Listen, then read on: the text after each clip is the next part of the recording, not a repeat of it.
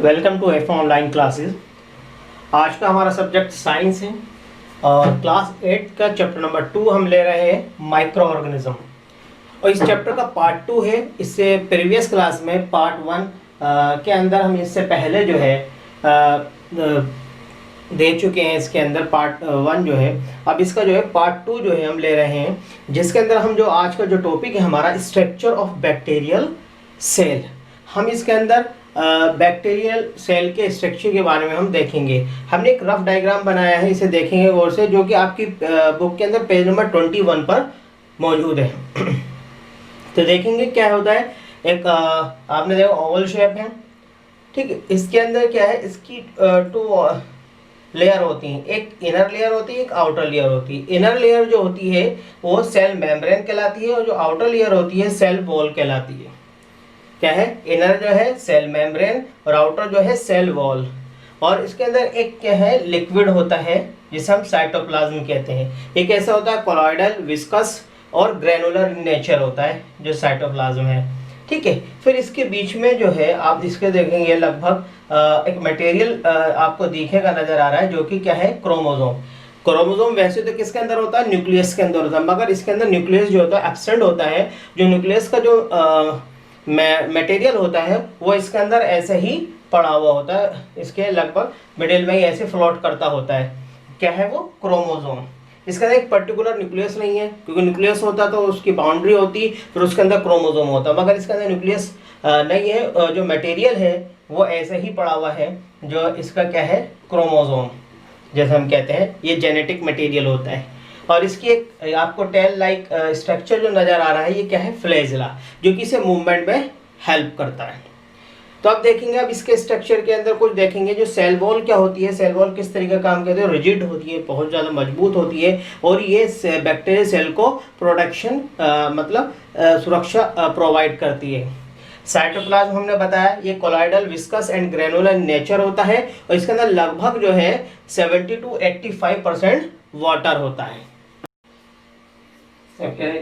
हम bacteria cells do not have a nucleus. The nuclear material simply floats around in the cytoplasm. मैंने बताया था कि जो बैक्टीरियल सेल जो होता है उसके अंदर कोई न्यूक्लियस नहीं होता है। हाँ, जो न्यूक्लियर मटेरियल होता है वो सिंपली क्या करता है, साइटोप्लाज्म में क्या करता है, फ्लोट करता है। मतलब क्रोमोसोम जो बताया, न्यूक्लियर मटेरियल क्या है, क्रोमोसोम है, और वो क्या है, साइटोप्लाज्म में क्या करता है, फ्लोट करता है। ऐसी क्या है, कैप्सूल। कैप्सूल क्या होता है, इसकी कवरिंग होती है बैक्टीरियम की। बैक्टीरिया जो है प्लूरल वर्ड है और बैक्टीरियम जो है क्या है, सिंगुलर वर्ड है। हम पहले जो प्रीवियस पार्ट था, इसका पार्ट 1 जो था इस चैप्टर का, उसके अंदर हम बता चुके हैं बैक्टीरिया जो है प्लूरल वर्ड है और बैक्टीरियम जो है सिंगुलर वर्ड है।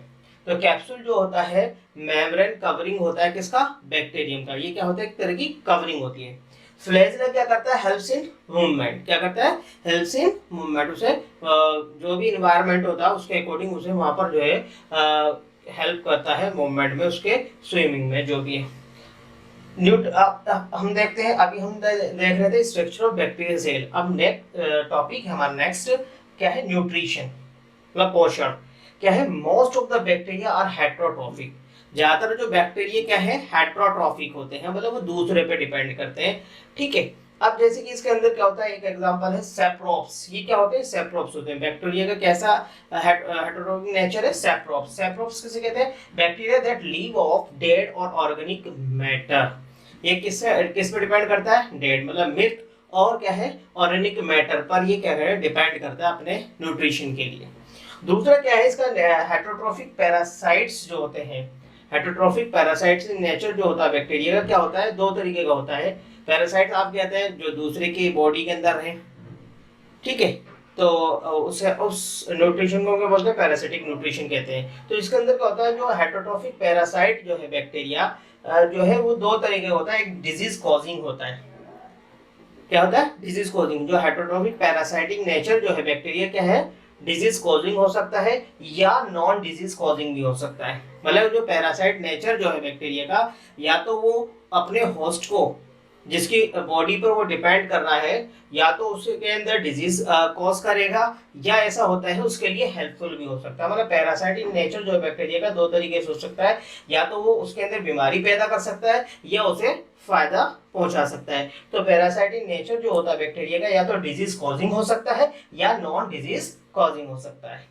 अब देखते हैं हम, क्योंकि इसके अंदर क्या है, हेटरोट्रोफिक नेचर भी होता है इसके न्यूट्रिशन का, और क्या होता है, ऑटोट्रॉफिक भी होता है। तो हम क्या देखते हैं, अब ऑटोट्रॉफिक देखेंगे बैक्टीरिया के अंदर। तो इसके टू टाइप्स होते हैं, फोटोसिंथेसिस और कीमोसिंथेसिस।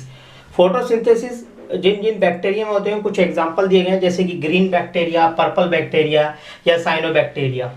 ऐसी कीमोसिंथेसिस जो होता है, मेनी ऑफ द थर्मोफिलिक एरिकोबैक्टीरिया के अंदर ये जो है कीमोसिंथेसिस प्रोसेस जो होता है, कीमोसिंथेसिस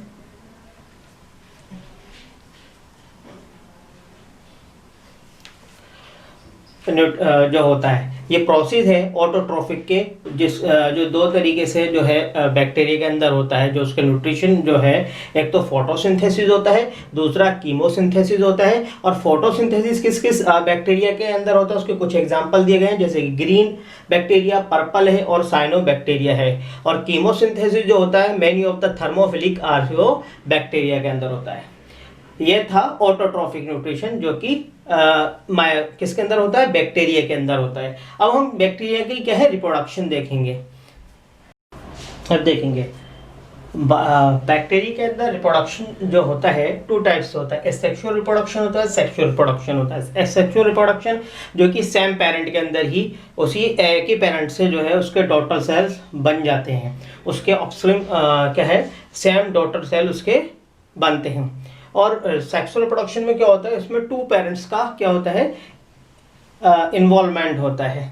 तो आपने देखा एसेक्सुअल के अंदर एक ही पेरेंट से जो है अपना ऑफस्प्रिंग जो है, मतलब डॉटर सेल जो है बन जाता है। सेक्सुअल रिप्रोडक्शन के अंदर जो होता है टू पेरेंट्स की, मतलब पेरेंट्स की इसमें ज़रूरत होती है, उनके कंजुगेशन की वजह से ही सेक्सुअल रिप्रोडक्शन होता है। तो हम सबसे पहले एसेक्सुअल रिप्रोडक्शन के बारे में पढ़ेंगे, जैसे कि बाइनरी फिशन। एसेक्सुअल रिप्रोडक्शन होता है किसकी वजह से, बाइनरी फिशन, मतलब टू के अंदर बढ़ जाना, टू में डिवाइड हो जाता है। जैसे कि एक बैक्टीरिया सेल है, हमने ऐसे डायग्रामेटिक रिप्रेजेंटेशन दिया है इसके अंदर, जैसे कि बैक्टीरिया सेल है, बैक्टीरिया सेल के अंदर आपको पता है इसके मिडिल में लगभग जो है न्यूक्लियर मटेरियल जो है, जैसे कि जेनेटिक मटेरियल मतलब क्रोमोसोम, इसके अंदर फ्लोट करता है। इसके अराउंड में क्या होता है, साइटोप्लाज्म होता है। तो इस सेल के अंदर क्या होता है, धीरे धीरे जो है ये एक्सपेंड होना शुरू हो जाता है। अंदर का जेनेटिक मटेरियल जो है, मतलब न्यूक्लियर मटेरियल भी कह सकते हैं हम, वो डिवाइड होना शुरू होता है। और इसकी जो वॉल होती है, जो इसकी मेम्ब्रेन होती है, उसके अंदर इन्वेजिनेशन होता है, ये अंदर की तरफ को धंसना शुरू कर देती है, और जो बीच का मटेरियल जो है वो अलग सेपरेट टूटना शुरू हो जाता है, अलग अलग होने, एलेंगुएट होने लगता है, लंबा होने लगता है। और जैसे जैसे ये जो इसकी वॉल है अंदर की तरफ इन्वेजिनेशन होता रहता है, तो ये क्या है, ये खिंचता चला जाता है धीरे धीरे। जब ये वॉल जो है आपस में मिल जाती है, तो ये बीच का जो मटेरियल है वो टूट जाता है। टूटने के बाद, ब्रेक होने के बाद वो सेपरेट अलग होता है और ये अलग सेपरेट हो जाता है, और ये वॉल जो है धीरे धीरे आपस में मिल जाती है और दो डॉटर सेल बन जाते हैं। मतलब एक से क्या है, टू का क्या है, डॉटर सेल बनते हैं, और ये बिल्कुल अपने पेरेंट्स के ही बिल्कुल कॉपी होते हैं, बिल्कुल डिफरेंट नहीं होते, सेम होते हैं। जो पेरेंट सेल होता है वैसे ही इसके जो डॉटर सेल बनते हैं वो सेम होते हैं, बिल्कुल कॉपी होते हैं, हूबहू सेम होते हैं। तो इस रिप्रोडक्शन को हम क्या बोलते हैं, एसेक्सुअल रिप्रोडक्शन होता है। और किस मेथड के द्वारा होता है, बाइनरी फिशन मेथड के द्वारा होता है। तो एक से क्या है, दो का बनना, मतलब टू में क्या हो जाते हैं, डिवाइड हो जाते हैं। ये क्या है, सेक्सुअल रिप्रोडक्शन। अब हम सेक्सुअल रिप्रोडक्शन के बारे में देखेंगे, बैक्टीरिया किसके कैसे होता है। अब देखते हैं सेक्सुअल रिप्रोडक्शन। सेक्सुअल रिप्रोडक्शन जो होता है कॉन्जुगेशन की वजह से होता है। किसकी वजह से, कॉन्जुगेशन। इसमें क्या होता है, सेक्सुअल रिप्रोडक्शन में क्या है, टू पेरेंट्स जो है इन्वॉल्व होते हैं। इन्वॉल्व होकर क्या होता है, उनकी ज्वाइनिंग होती है and exchanging the genetic material. इसके अंदर क्या होता है, टू पेरेंट जो है इन्वॉल्व होते हैं, वो ज्वाइन होते हैं और अपना जो जेनेटिक मटेरियल क्या करते हैं, वो एक्सचेंज करते हैं। तो इस प्रोसेस को हम क्या बोलते हैं, कॉन्जुगेशन कहते हैं। Conjugation is the process by which bacteria join and exchange genetic materials. क्या होता है, दो बैक्टीरिया जो है आपस में मिलते हैं और अपने जेनेटिक मटेरियल को एक्सचेंज कर देते हैं। Once genetic material are exchanged, और क्या है, जब उनका जेनेटिक मटेरियल एक्सचेंज हो जाता है तो each bacteria cell will go through binary fission, और फिर जो है हर एक सेल जो अलग अलग से, फिर वो जो ईच सेल जो है वो किस मेथड में या किस प्रोसेस में गुजरता है, वो कौन सा है, बाइनरी फिशन। फिर उसके अंदर क्या होता है, बाइनरी फिशन होता है, जिससे कि वो अपनी एक ऑफस्प्रिंग को क्या करते हैं, डेवलप कर लेते हैं, बना लेते हैं इसे with a new genetic makeup. तो आपने कॉन्जुगेशन के अंदर क्या देखा, कॉन्जुगेशन के अंदर क्या होता है, दो बैक्टीरिया आपस में मिलते हैं और अपने जेनेटिक मटेरियल को एक्सचेंज कर लेते हैं। एक्सचेंज करने के बाद ईच बैक्टीरिया सेल जो है बाइनरी फिशन के से गुजरता है, और गुजरने के बाद वो अपने जैसे एन ऑफस्प्रिंग जो है, ठीक है, अपने न्यू वंस को बना लेते हैं with a new genetic makeup. उसके अंदर जो अब जो जेनेटिक मटेरियल होगा वो नया होगा, क्योंकि अगर खाली डायरेक्ट बाइनरी फिशन होता तो सेम कॉपी होती, मगर यहाँ पर जो दो बैक्टीरिया ने अपने जेनेटिक मटेरियल को एक्सचेंज करा है, तो जो ऑफस्प्रिंग होगा, मतलब जो न्यू वंस होगा, जो यंग वंस होगा, मतलब जो उसका डॉटर सेल होगा, वो क्या होगा, उसका जो है जेनेटिक मेकअप जो होगा बिल्कुल नया होगा, न्यू जेनेटिक मेकअप होगा। अब देखिए क्या है, बेनिफिशियल बैक्टीरिया, मतलब बैक्टीरिया जो है बेनिफिशियल भी हो सकता है, फायदेमंद हो सकता है, जैसे कि for soil enrichment with leguminous crops. क्या होता है, बैक्टीरिया जो है यहाँ पर क्या करता है, जब फसल हम बार बार लगाते रहते हैं तो उस ज़मीन की, जिस ज़मीन पर हम बार बार एक ही जैसी फसल लगा रहे हैं, तो वहाँ क्या होता है, उस ज़मीन की फर्टिलिटी, उस मिट्टी की फर्टिलिटी जो है ख़त्म हो जाती है। तो वो हम क्या करते हैं, वहाँ लेग्यूमिनस क्रॉप, मतलब चने या दाल वगैरह की फसल को लगाते हैं। उसके रूट्स के अंदर क्या होता है, रूट नोड्यूल्स होती हैं, वहाँ पर बैक्टीरिया होता है, राइजोबियम बैक्टीरिया। वो क्या करता है, नाइट्रोजन जो एटमॉस्फेरिक नाइट्रोजन को ट्रैप करता है और मिट्टी के अंदर उसे इकट्ठा करता रहता है, मतलब क्या वहाँ जो है उस मिट्टी के अंदर इकट्ठा करता है, जिससे कि क्या होता है, सॉइल की जो है इनरिचमेंट जो है, उसकी जो फर्टिलिटी जो है वो क्या हो जाती है, इंक्रीज हो जाती है।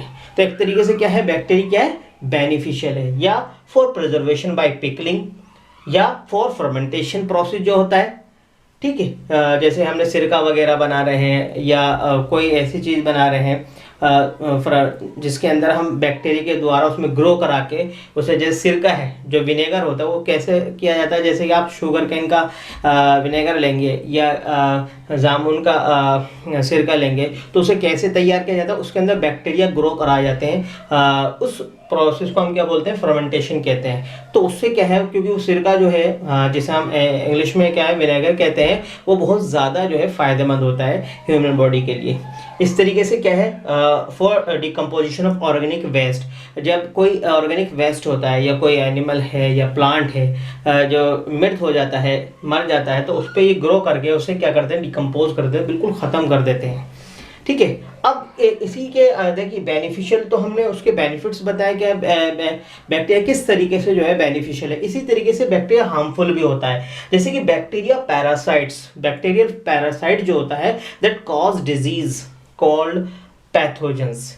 जो है बैक्टीरियल पैरासाइट जो है, वैसे तो दो तरीके होता है, बैक्टीरियल पैरासाइट फायदेमंद भी होता है और नुकसान, मगर बैक्टीरियल पैरासाइट जो होता है, जो डिजीज कॉजिंग होता है, उसे हम क्या बोलते हैं, पैथोजेंस कहते हैं। जैसे वो बैक्टीरियल पैरासाइट की वजह से क्या है, प्लांट डिजीज भी होती हैं और एनिमल डिजीज भी होती हैं। जैसे कि प्लांट डिजीज के हमने कुछ एग्जांपल दिए हैं, leaf spot, fire blight and wilts, ये क्या है, प्लांट्स के अंदर ये पाई जाती हैं। और एनिमल के अंदर डिजीज जो होती हैं, जो बैक्टीरिया के होती हैं जरिए, वो कौन कौन सी होती है, ट्यूबरक्लोसिस होती है, जिसे हम टीबी कहते हैं, कॉलेरा, हैजा, टाइफाइड जो कि फीवर होता है, ठीक है, एंड टेटनस। ये सब किसकी वजह से होती है, बैक्टीरिया की वजह से होती है। देखते हैं हम, क्या है, एल्गी। क्या है, एल्गी। एल्गी क्या चीज है, अभी तक हम बैक्टीरिया के बारे में पढ़े थे, अब हम किसके बारे में पढ़ेंगे, एल्गी के बारे में। The word algae refers to tiny microscopic plants that do not have true leaves, roots or flowers like other aquatic plants।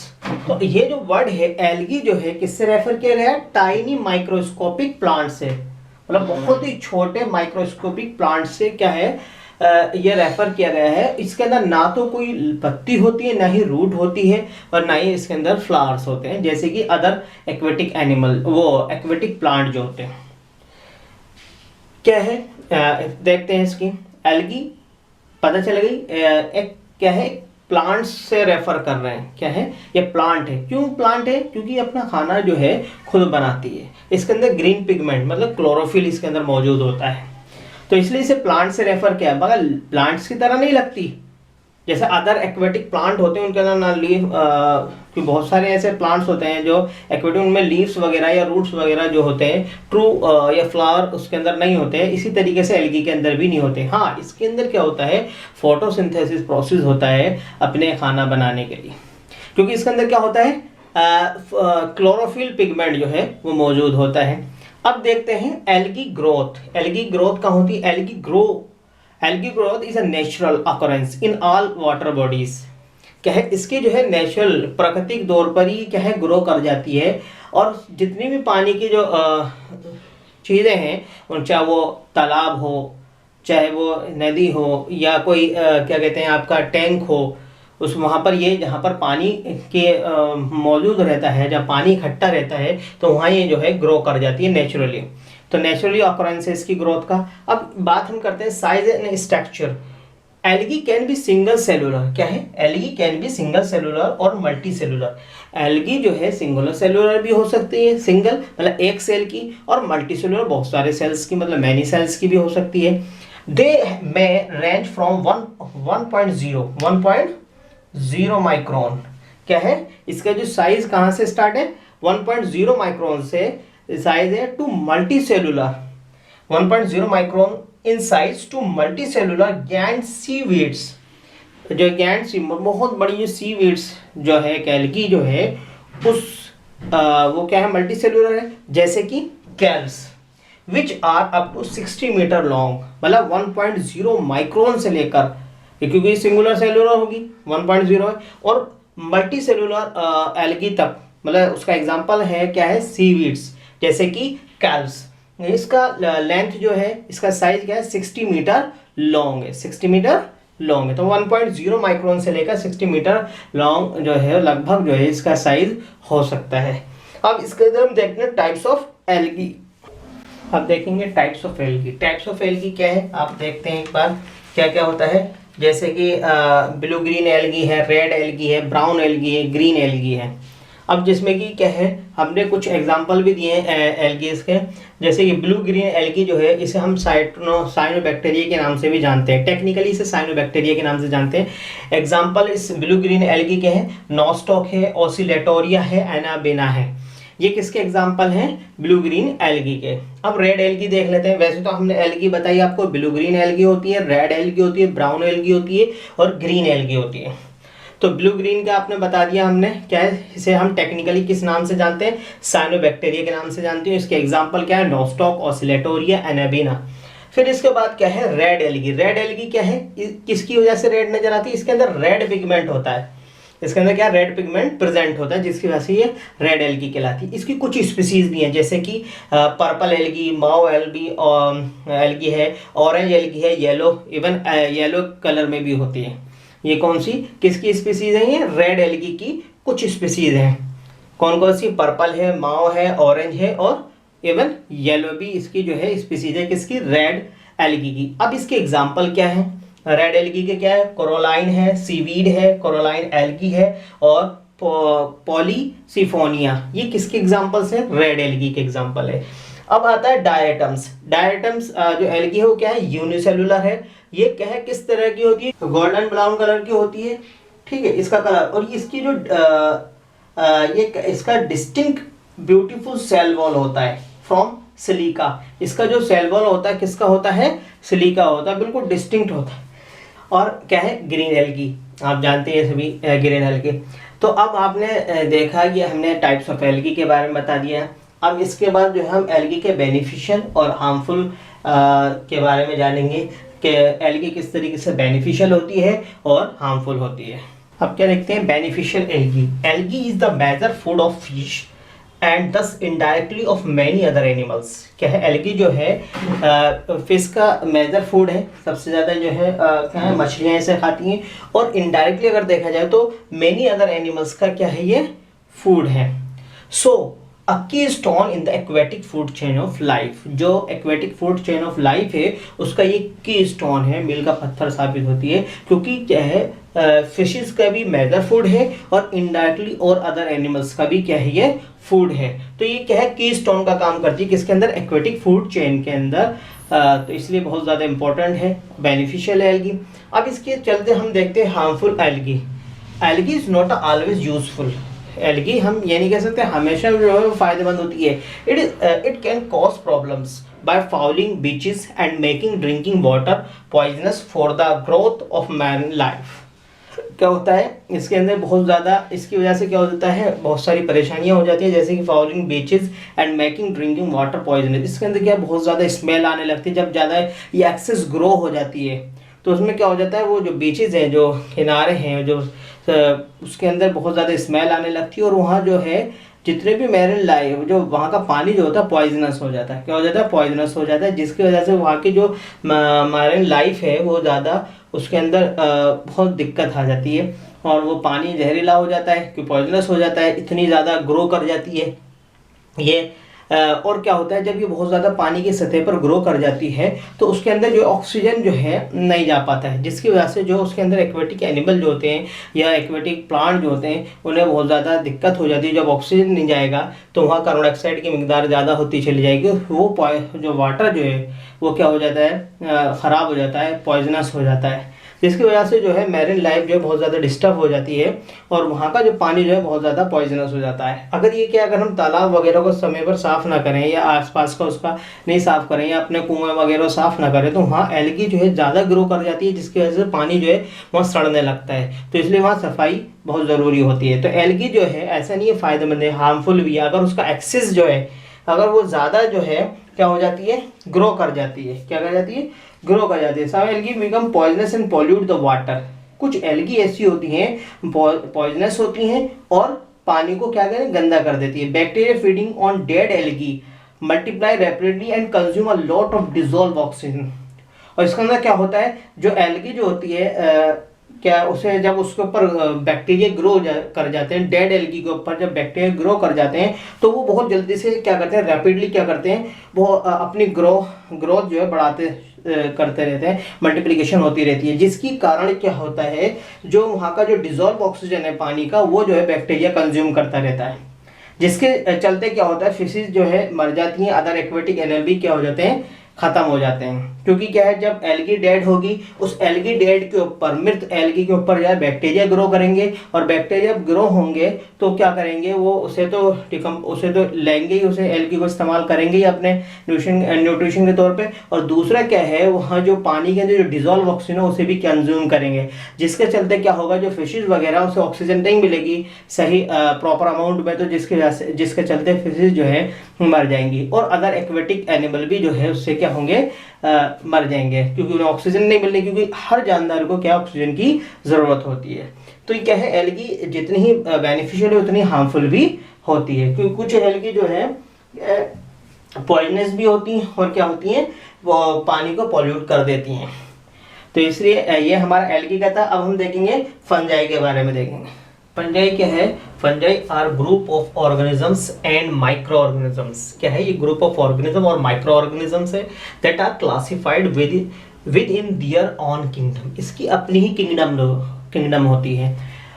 As they are neither plant nor animal, ना तो ये प्लांट ही कैटेगरी का है और न ही ये एनिमल कैटेगरी का है, इसकी अपनी ही किंगडम होती है, अपना ही एक अलग कैटेगरी होती है। Fungi draw their nutrition from decaying organic matter, living plants and even animals. क्या है ये अपना खाना जो है किससे, डिकेइंग ऑर्गेनिक मैटर से लेता है और लिविंग प्लांट मतलब सड़े हुए ऑर्गेनिक मैटर से लेता है, जैसे कोई चीज़ मृत हो जाती है, या ये लिविंग प्लांट से लेता है, इवन एनिमल से भी लेता है। इसका जो न्यूट्रिशन, मोड ऑफ न्यूट्रिशन क्या है, हेट्रोट्रॉफिक है। क्या है ये, हेट्रोट्रॉफिक। और हेट्रोट्रॉफिक में क्या है ये पैरासिटिक नेचर का भी होता है, क्योंकि ये दूसरे की बॉडी से उस पर डिपेंड करता है और वहाँ से लेता है, लिविंग में से। तो अब हम क्या देखते हैं, इसका टाइप्स ऑफ फंजाई देखते हैं। वैसे देखा जाए तो साइज ऑफ स्ट्रक्चर अगर देखा जाए,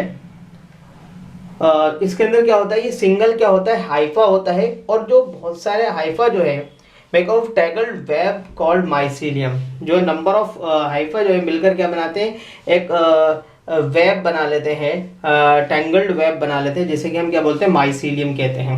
हाइफा जो है सिंगुलर होता है, जो कि हमें नेकेड आई नहीं नजर आता, माइक्रोस्कोप में नजर आता है। और जब इसका जो ग्रुप हो जाता है, जैसा जो एक तरह का टैंगल्ड वेब बन जाता है, जैसा माइसीलियम कहते हैं, इसे हम इजीली देख सकते हैं। मगर ये बहुत ज़्यादा फाइन होता है, इसे हम नेकेड आई क्या कर सकते हैं, सीन कर सकते हैं। किसे, माइसीलियम को। हाइफा जो होता है सिंगल सेल का होता है, हम फंजाई के साइज के बारे में बता रहे हैं। हाइफा जो होता है सिंगल सेल होता है, जो कि हम नेकेडाइज नहीं दे सकते। हाँ, उसके ग्रुप ऑफ सेल जिसे कि हम कहते हैं, वो एक तरीके से टैंगल्ड वेब बना लेता है, जैसे हम माइसीलियम कहते हैं क्या, तो इसे इजीली हम क्या है देख सकते हैं। और ये बहुत ज़्यादा फाइन होता है। Mycelium is generally too fine to be seen by the naked eye except where the hypha are very closely packed together. क्या है, हाइफा जो है जब बहुत ज़्यादा क्लोजली पैक्ड हो जाते हैं तो क्या बनता है, माइसीलियम बनता है, जैसे कि हम आई से अच्छे से देख सकते हैं। तो अब बात हम करते हैं टाइप्स ऑफ फंजाई की। इसके बाद हम क्या देखेंगे, टाइप्स ऑफ फंजाई देखेंगे। हाँ, एक चीज़ और, फंजाई जो है इसके अंदर क्लोरोफिल नहीं होता है, बिल्कुल क्लोरोफिल जो है एब्सेंट होता है, इसलिए ये अपना खाना खुद नहीं बनाते। इसके अंदर फोटोसिंथेसिस प्रोसेस नहीं होता, क्योंकि इसके अंदर क्लोरोफिल पिगमेंट जो है मौजूद नहीं होता। अब देखते हैं हम types of fungi. Types of fungi क्या है, ईस्ट, मॉल्ट्स और मशरूम, ये टाइप्स है इसके फंजाई के।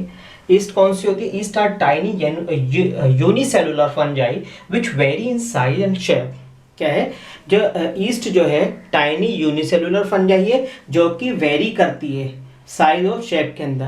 अ लीव इन कॉलोनीज, और ये किस में रहती है, कॉलोनीज में रहती है। It turns reddish brown when mix with iodine solution. अगर ईस्ट को हम आयोडीन सॉल्यूशन के साथ मिक्स कर देते हैं तो वो किस में चेंज हो जाती है, रेडिश ब्राउन कलर में चेंज हो जाती है। It turns reddish brown when mix with iodine solution. तो अगर हम ईस्ट को आयोडीन सॉल्यूशन के साथ मिक्स करते हैं तो किस में चेंज हो जाती है, किस में टर्न होती है, रेडिश ब्राउन में होती है। मॉल्ट्स क्या है, moulds are multicellular fungi made up of thread like tubes. Thread like tubes, thread like tubes. Moulds क्या है, मल्टी सेलुलर फंजाई है, और ये कैसी होती है, थ्रेड लाइक ट्यूब्स होती है। इसका एग्जांपल आप देखेंगे कॉमन ब्रेड मोल्ड, जो ब्रेड पे जो फंजाई जो है ग्रो कर जाती है, वो एक कॉमन एग्जांपल है किसका, मोल्ड वाली फंजाई है, कॉमन ब्रेड मोल्ड। इसके बाद है नेक्स्ट है मशरूम। ये फंजाई जो है क्या है, मशरूम और मल्टी सेलुलर लार्जेस्ट फंजाई, बहुत बड़ी होती है, और क्या है ये लार्जेस्ट फंजाई और मल्टी सेलुलर है। अब हम देखेंगे इसका रिप्रोडक्शन। फंजाई के अंदर रिप्रोडक्शन, हम इसका न्यूट्रिशन बता चुके हैं पहले। इसके अंदर क्या होता है, हेटरोट्रॉफिक मोड ऑफ न्यूट्रिशन होता है। तो अब हम क्या देखेंगे, रिप्रोडक्शन देखेंगे। इसका रिप्रोडक्शन कैसे होता है इसके अंदर फंजाई में, अब देखेंगे रिप्रोडक्शन। रिप्रोडक्शन जो होता है फंजाई के अंदर एसेक्सुअल रिप्रोडक्शन होता है। वो किसके जरिए होता है, बडिंग के द्वारा। बडिंग क्या है, उसके जो ईस्ट, जब फॉर एग्जांपल ईस्ट के अंदर क्या होता है, उसके अंदर एक बड निकलती है। क्या है, a bud form on a yeast cell, it grows and break off from the new yeast cell. क्या होती है, एक बड जो होती है ग्रो करती है ईस्ट सेल पे, फिर वो जो ग्रो करने वाली बड है वो उससे डिटेक्ट हो जाती है, अलग हो जाती है, डिटैच हो जाती है, मतलब उससे अलग हो जाती है, और वो एक न्यू सेल बना लेती है। तो इस तरीके से बडिंग के द्वारा जो है फंजाई के अंदर क्या होता है, एसेक्सुअल रिप्रोडक्शन होता है। और सेक्सुअल रिप्रोडक्शन जो होता है स्पोर की हेल्प से होता है, जो स्पोरेंजियम के अंदर होता है, which contain the reproductive cell. जो स्पोर होते हैं फंजाई के अंदर, उसके अगर ट्यूब लाइक स्ट्रक्चर देखेंगे हम ब्रेड मोल्ड के अंदर, तो उसके ऊपर क्या होता है इस तरीके से,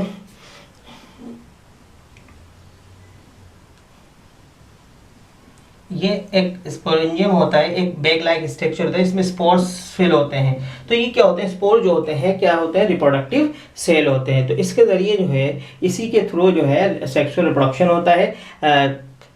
तो इस तरीके से हमने क्या देखा, फंजाई के अंदर टू टाइप्स से रिप्रोडक्शन होता है, एसेक्सुअल जो कि बडिंग के द्वारा होता है, सेक्सुअल रिप्रोडक्शन जो स्पोर फॉर्मेशन की वजह से होता है, क्योंकि स्पोर के अंदर ही क्या होते हैं, रिप्रोडक्टिव सेल होते हैं।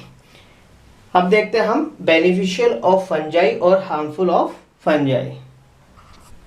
अब देखिए beneficial of fungi. Beneficial of fungi क्या होती है, मतलब उसके फ़ायदे क्या क्या है, किस तरीके से बेनिफिट पहुंचाती है। जैसे कि डिकम्पोजर, ये क्या है, किसका काम करती है, डिकम्पोजर का काम करती है। क्या है ये, डिकम्पोजर का काम करती है। और इसकी जब कोई चीज़ है, important role in natural cycle as a decomposer and return the nutrients to the soil. ये डिकम्पोजर का काम करती है और जिसके चलते क्या होता है, सॉइल के जो न्यूट्रिएंट जो है दोबारा वापसी हो जाते हैं। कोई चीज़ डेड एंड डिकेइंग होती है तो उसे क्या कहते हैं, ख़त्म करके, डिकम्पोज करके जो वो सब क्या है सॉइल के अंदर मिक्स हो जाते हैं। तो सॉइल की जो फर्टिलिटी है, जो उसके न्यूट्रिएंट जिसकी वजह से वो उसकी फर्टिलिटी कम हो जाती है, तो वो न्यूट्रिएंट दोबारा से क्या हो जाते हैं, रीगेन हो जाते हैं। तो डिकम्पोजर से क्या होता है, सॉइल की जो फर्टिलिटी है, उसके जो न्यूट्रिएंट्स है वो दोबारा उसे मिल जाते हैं।